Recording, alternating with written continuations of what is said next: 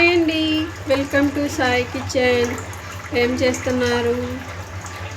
చేస్తున్నారంటే వంట చేస్తూ ఉంటారులేండి. నేను కూడా వంట చేస్తున్నాను. పెసరపప్పు చారు చేస్తున్నా. ఈ ఎండకు అస్సలు ఎలా ఉందంటే అలా ఉంటుంది. పెసరపప్పు కడిగి 1 గంట నానబెట్టాను. దీన్ని 2-3 విజిల్ లేపిస్తాను, చూపిస్తాను. చూడండి, దొండకాయ ఫ్రై చేస్తున్నానండి. పెసరపప్పు చారులోకి పప్పు 3 విజిల్ వేసింది, పక్కన పెట్టాను. ఇప్పుడు తాలింపు దొండకాయ ఫ్రై. నూనె పోసా. ఇగోండి దొండకాయలు 3/4 కేజీ దొండకాయలు అండి. కొత్తిమీర, కరివేపాకు, ఎండుమిరపకాయలు 2.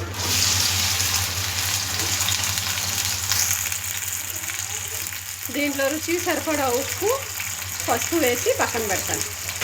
చూడండి, పోపు సామానం కూడా వేసాను దీంట్లో ఫ్రైలో. ఇప్పుడు దీన్ని ఫ్రై బాగా చేద్దాం. ఉప్పు వేసానండి, చూపించలేదు నేను. పసుపు వేస్తాను ఇప్పుడు అండి. చూడండి, పసుపు వేసి తిప్పాను కదా. కొంచెం కారం కూడా వేసా.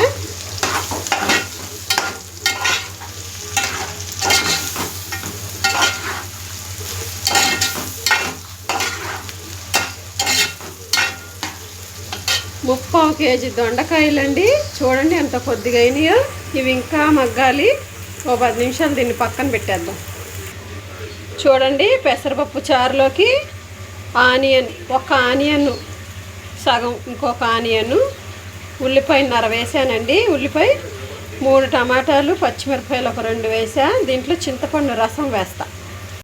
ఇవ్వండి, చింతపండు రసం తీసి పెట్టాను. ఇప్పుడు ఈ ఉల్లిపాయల్లో వేసేసానండి. దీన్ని పొయ్యి మీద పెట్టేద్దాం ఇంకొంచెం నీళ్ళు పోసి. చూడండి, దొండకాయ ఫ్రై అయితే అయిపోయింది. దీన్ని ఇప్పుడు మనం పక్కకు తీసేసి దీంట్లోనే ఫిష్ ఫ్రై చేద్దాం, చూపిస్తాను.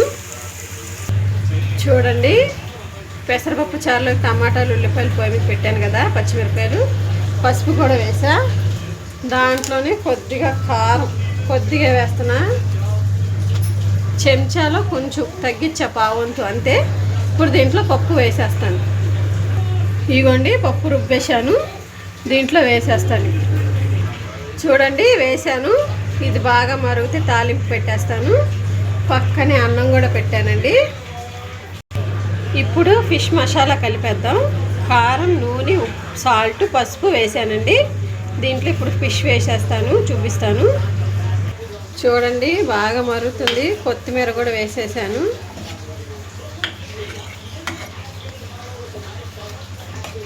ఇంకొక 5 నిమిషాలు మరిగితే తాలింపు పెట్టేస్తాను.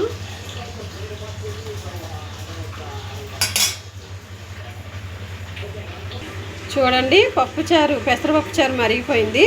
దీన్ని మనం ఇప్పుడు తాలింపు పెట్టేద్దాం. నూనె పోస్తున్నా. చూడండి, తాలింపు పోపు సామాన్లు, ఎండుమిరపకాయ, జీలకర్ర, కరివేపాకు, వెల్లుల్లిపాయ లేదు, ఇవే పెడుతున్నా తాలింపు.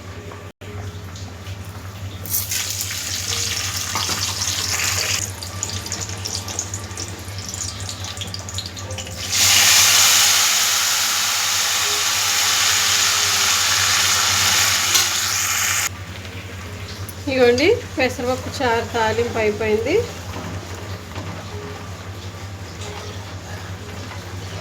మంచిగా గుమ్మగుమ్మ వాసన వస్తుంది.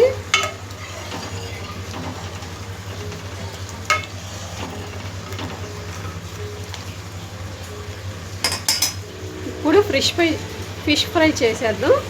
దీన్ని పక్కన పెట్టి అంతే. మళ్ళీ అదేనా. చూడండి, ఫిష్ వేసేసానండి. ఇది బాగా రోస్ట్ అవ్వాలి, చూపిస్తాను నేను. చూసేయండి, చేపల ఫ్రై అయితే అయిపోయింది. ఈరోజు స్పెషల్ అయితే పెసరపప్పు చారు, చేపల ఫ్రై, ఇంకా ఏమో దొండకాయ ఫ్రై, ఇంకేమో వైట్ రైస్ అండి. అంతే ఈరోజు లంచ్. నచ్చితే లైక్ చేయండి, సబ్స్క్రైబ్ చేసుకోండి. ఉంటా మరి.